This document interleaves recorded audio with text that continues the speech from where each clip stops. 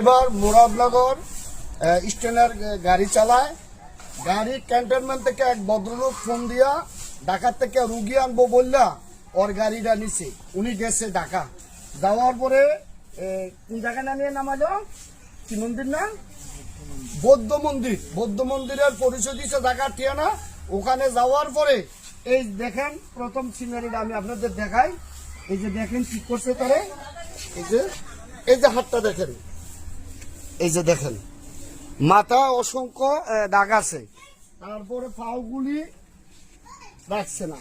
মূলত এই রেঞ্জটা বাইরেছে। আচ্ছা, মূলত কি করছে কাজটা আমি আপনাদেরকে বলি। ওরে নেওয়ার পরে ওরা এই গাড়িটা নিচ্ছে গত বৃহস্পতিবারে।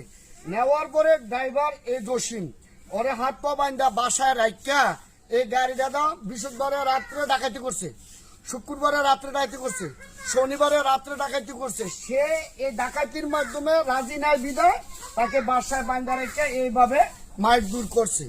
তবে যারা রেন্টাকারে গাড়ি চালান, বিশেষ করে কুমিল্লা ডিস্ট্রিক্টের কথা বলি, অপরিচিত কোনো নাম্বারে ফোন দিলে কখনো গাড়ি লইয়া যাবেন না। তাকে অনেক টাকা দিয়ে ছোটাই আনা হয়েছে, অনেক প্রশাসন ধরে অনেক নিজেই বোঝেন কত বড় ঝামেলা। এই ঝামেলা শেষ করে তাকে এই আজকের রাত্রে 2টা বাজে বাইতে আনা হয়েছে, গত বৃহস্পতিবারে নিচ্ছে।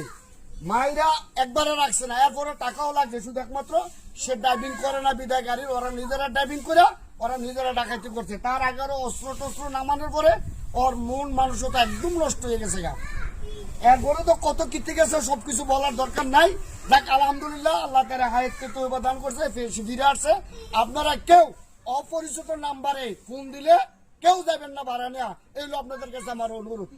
সবাই ভালো থাকবেন, আসসালামু আলাইকুম।